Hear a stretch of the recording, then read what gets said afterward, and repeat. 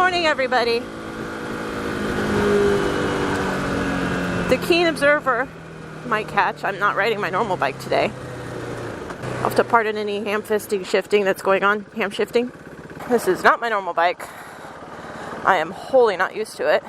It belongs to a very kind Sir Fleshwound who is letting me commute to work on it today. I told him last time I rode this thing, it goes one of two directions usually. In the mornings it's not so bad. It's twitchy but not unmanageable, and it's not even that big of a bike. It's a 390, but the throttle's very twitchy. It's a very race-oriented bike, I guess you could say. And in the afternoons it's like begging to get opened up and thrown around corners, and it's very twitchy, and I think part of that is me. I'm accepting responsibility for the ham-fisting in the afternoon, but the reality is my bike is a 250, and I've been on it for like a year, give or take. I'm gonna outgrow it. Everybody says it about 250s, they're fun bikes, and mine is a fun and fantastic bike. But you do outgrow them, and you outgrow them pretty quickly once that growth starts to happen. So I'm neither comfortable enough with his shifters or his geometry to be lane splitting right now. Naturally, the next step in the process is looking at a larger CC bike. This is about the same horsepower as a CBR500, so just for comparison. Yes, it's a smaller CC motor, but the horsepower is still the same. I'm figuring between that and the weight, it's pretty comparable. So, if I'm comfortable on this, I'm comfortable on a 500. Depending then what I go, or where I go from there, I'm fine on a 600. It just depends what I get. A funny story with his bike, he bought it, and I'll dive into the specifics at some point in the future, but he got into an accident shortly after he got it. It basically sat in his garage for a while, or our garage I should say. It sat for about 6 months. By the time it was repaired and everything was good to go, it didn't get broken in the way that it should have been. If you ask people familiar with the RC390s, it's got a rev light that you just sort of acknowledge. It's like the goalpost for where you should have the idles, especially during the breaking in period. The way that I was instructed when I picked up the bike, because I was the one that had to pick it up when we got the engine rebuilt, another story. It was under warranty, don't worry. The story I was told was you need to ride it like you stole it. And I'm like, well, okay, go hard then. And he's like, you need to ride it like it needs to be rode. Thank you, sir. When I took that thing back from the shop, oh my God, it was so much fun to ride. And that was the first time I'd really properly had been on one of these, had been comfortable with like the size and the speed and everything, and it was a blast. So I'm gonna cut this short, and we will get back to this later. Gotta take my bike up to the dealership, so adios.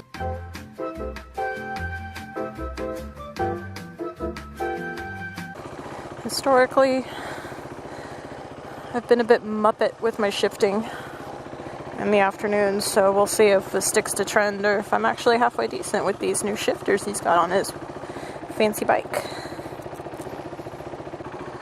So much different than my bike. That was fucking smart.